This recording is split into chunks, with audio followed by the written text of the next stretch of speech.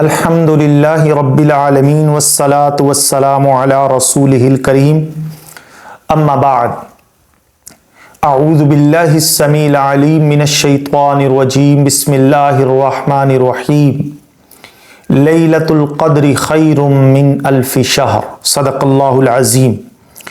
تمام تعریفیں اس ذات پاک کے لیے جو ہماری رگ جاں سے بھی زیادہ قریب ہے اور ہماری سانس کی نالی کے اندر ہونے والی ہلکی سی جنبش سے بھی خوب آگاہ ہے۔ درود و سلام امام الانبیاء خاتم الانبیاء افضل البشر سید البشر جناب محمد الرسول اللہ صلی اللہ علیہ وسلم کی ذات مقدسہ مطہرہ عالیہ پہ۔ محترم، آج ہم جو مسئلہ آپ کے سامنے ڈسکس کریں گے وہ ہے لیلۃ القدر کی فضیلت کیا ہے، لیلۃ القدر کی علامات کیا ہے۔ تو جو آیت کریمہ میں نے آپ احباب کے سامنے تلاوت کی ہے یہ سورۃ القدر کی آیت مبارکہ ہے، اور یہ جو شب قدر لیلۃ القدر ہے اس کی فضیلت اور اہمیت کا اندازہ آپ اس بات سے لگا سکتے ہیں کہ اس کی نام کی سورہ مبارکہ باقاعدہ طور پر اللہ نے پوری کی پوری سورہ قرآن مجید کے اندر نازل فرما دی ہے، اور اس میں اللہ تعالیٰ نے یہ بالکل واضح الفاظ کے اندر ارشاد فرمایا ہے لیلۃ القدر خیر من الف شہر، شب قدر 1000 مہینوں سے افضل ہے۔ یہ وہ لیلہ مبارکہ ہے کہ جس کی اللہ نے تعریف و توصیف قرآن مجید کے اندر کی، اور فرمایا اس رات فرشتوں کا نزول ہوتا ہے حتی مطلع الفجر، یہاں تک کہ فجر جب تک کہ طلوع نہیں ہو جاتی اس وقت تک وہ فرشتے اس اللہ کی اس زمین کے اوپر، اس دھرتی کے اوپر قائم و دائم رہتے ہیں، کھڑے رہتے ہیں اللہ کے حکم کے پابند بن کر۔ لہذا یہ بڑی ہی اہمیت کی حامل رات ہے، اور نبی صلی اللہ علیہ وسلم سے روایت کرنے والے صحابی حضرت ابو ہریرہ رضی اللہ عنہ بیان کرتے ہیں کہ رسول اللہ صلی اللہ علیہ وسلم نے فرمایا من قام لیلۃ القدر ایمانا و احتسابا غفر له ما تقدم من ذنبہ۔ اللہ کے رسول نے فرمایا کہ جو شخص اس رات کے اندر قیام کرتا ہے اللہ اس کے تمام سابقہ گناہوں کو معاف فرما دیتا ہے، لیکن شرط کیا ہے کہ اس رات کے اندر جو قیام کیا گیا ہے اس کے اندر نیت کا خالص ہونا، ایمان اور احتساب کے ساتھ کھڑے ہو کر وہ اللہ تعالیٰ کی دربار کے اندر قیام کرے تو اللہ رب العزت اس کے سابقہ تمام گناہوں کو معاف فرما دیتا ہے۔ سبحان اللہ، یہ امیجن کیجئے کسی انسان کی زندگی 60 سال ہے، 70 سال ہے، 80 سال ہے، ایک رات قیام کرتا ہے، اور پوری رات نہیں رات کا کچھ حصہ بھی قیام کرتا ہے، اللہ اس کے سابقہ 60 سال 70 سال 80 سال کے تمام تر گناہوں کو معاف فرما دیتا ہے۔ اس سے بڑی اللہ کی مہربانی، اللہ کا احسان، اللہ کی کرم نوازی ہمارے اوپر کیا ہو سکتی ہے؟ یہ کسی بھی مسلمان کے لیے ایک بہت بڑا تحفہ ہے۔ آئیے نبی صلی اللہ علیہ وسلم کی ایک اور حدیث سماعت فرمائیے۔ یہ حدیث حضرت عائشہ رضی اللہ تعالی عنہا سے مروی ہے۔ اس میں ہم نے یہ دیکھنا ہے کہ لیلۃ القدر رمضان المبارک کے مہینے کے اندر آتی کب ہے۔ یہ ایک روایت حضرت عائشہ سے ہے، ایک روایت حضرت عبادہ بن صامت رضی اللہ عنہ سے۔ ان دونوں روایتوں کو میں آپ کے سامنے رکھ دیتا ہوں۔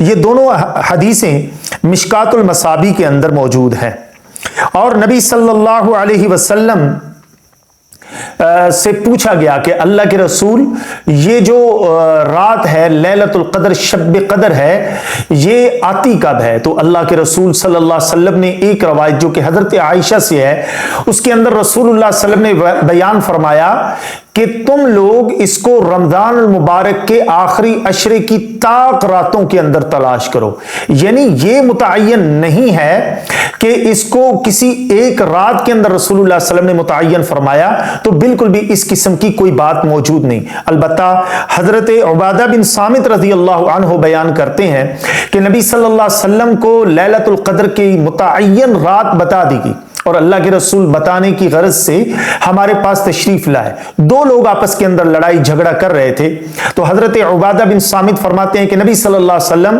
ان کی طرف متوجہ ہو گئے اور اللہ کے رسول جانے لگے۔ تو ہم نے کہا اللہ کے رسول آپ کدھر جا رہے ہیں؟ فرمایا میں آپ کو لیلۃ القدر کے بارے میں بتانے آیا تھا کہ وہ کس رات کے اندر ہوتی۔ तो नबी सल्लल्लाहु अलैहि वसल्लम फरमाते हैं कि वो मुझे भुला दी गई है, लिहाजा अब मैं तुमको कहता हूं कि तुम लैलतुल कद्र को रमजानुल मुबारक के आखिरी अशरे की ताक रातों के अंदर उसको तलाश करो। 21वीं, 23वीं, 25वीं, 27वीं और 29वीं, ये नबी सल्लल्लाहु अलैहि वसल्लम ने मुतय्यन फरमा दिया है। अच्छा, इसी तरह की एक और रवायत हजरत अबू बकर रज़ियल्लाहु अन्हु से भी मिलती है। खैर, उसके अंदर भी अल्लाह के रसूल ने यही फरमाया, 21 रात, 23 रात, 25 रात, 27 रात और 29 रात के अंदर इसको तलाश करो।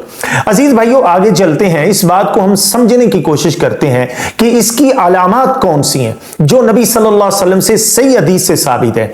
तो वो सही मुस्लिम के अंदर रवायत मौजूद है, इसके रावी हजरत अबू हुरैरा हैं, और एक और रवायत ये भी सही मुस्लिम की है। एक का नंबर है 2777 और एक का नंबर है 2779। ये हजरत अबू हुरैरा रज़ी अल्लाह अन्हु बयान करते हैं कि रसूलुल्लाह सल्लल्लाहु अलैहि वसल्लम ने फरमाया, उस रात चांद की जो शेप होती है, जो उसकी शक्ल होती है, वो अल्लाह के रसूल फरमाते हैं ऐसे होती है गोया कि एक थाली हो।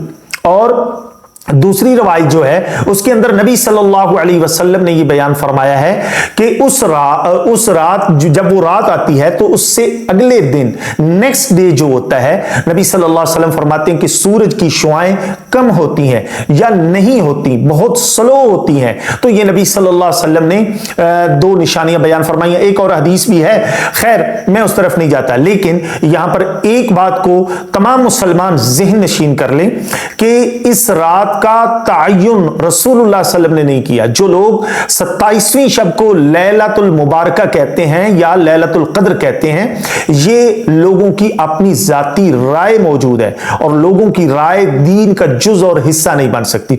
बाद लोग इस रात खाने का एहतमाम करते हैं सवाब की नीयत से कि इस रात खाना पकाकर तकसीम करने का ज्यादा अजर सवाब मिलता है। तो ये भी लोगों की एक राय है, बल्कि दीन के अंदर एडिशन है, और दीन के अंदर एडिशन करना किसी भी मुसलमान के लिए रवा, जायज और दुरुस्त नहीं है। लिहाजा हमें तमाम तर आमाल के अंदर रसूल करीम सल्लल्लाहु अलैहि वसल्लम की अताअत और फरमाबरदारी करने का हुक्म दिया गया है। और रब्बुल आलमीन ने कुरान मजीद फुरकान हमीद के अंदर इस बात को कई मकामात के ऊपर बड़ी डिटेल के साथ बयान कर दिया है कि हर मामले के अंदर नबी सल्लल्लाहु अलैहि वसल्लम की अताअत तुम्हारे ऊपर करना फर्ज है। अल्लाह ताला हम सबको अमल की तौफीक अता फरमाए। वमा अलैना